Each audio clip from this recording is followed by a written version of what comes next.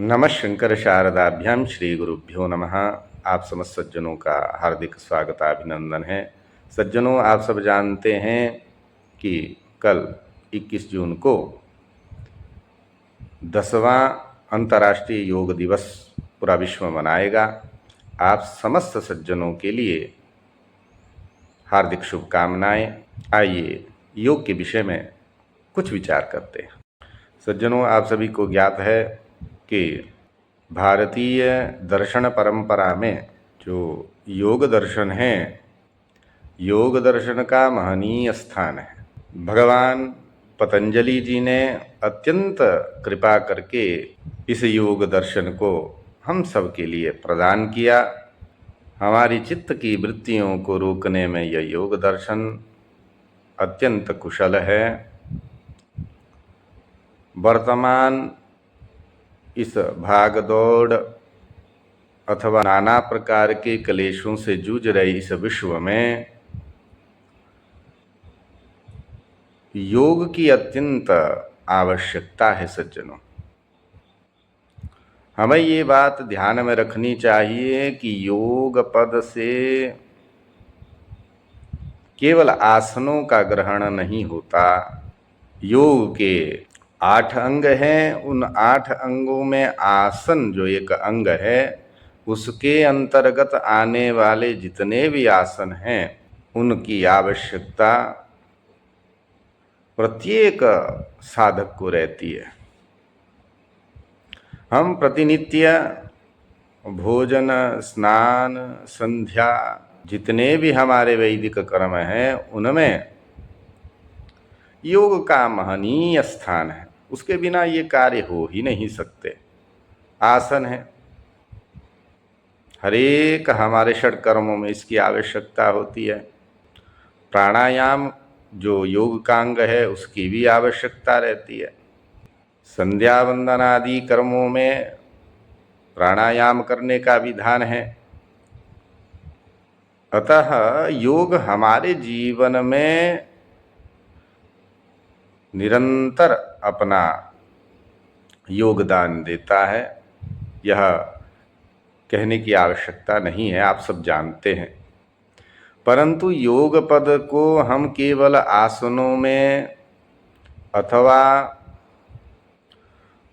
भिन्न भिन्न प्रकार के उन क्रियाओं से जिससे कि हमारे शरीर को पुष्टि या स्फूर्ति प्राप्त होती है, उन क्रियाओं में जो है इसे रूढ़ नहीं करना चाहिए। प्रायः कुछ यह भी समझते हैं अथवा मानते हैं कि योग का अर्थ है कि उछल कूद करना अथवा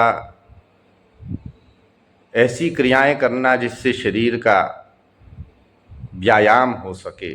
व्यायाम परक अर्थ, योग शब्द का केवल व्यायाम परक अर्थ नहीं है।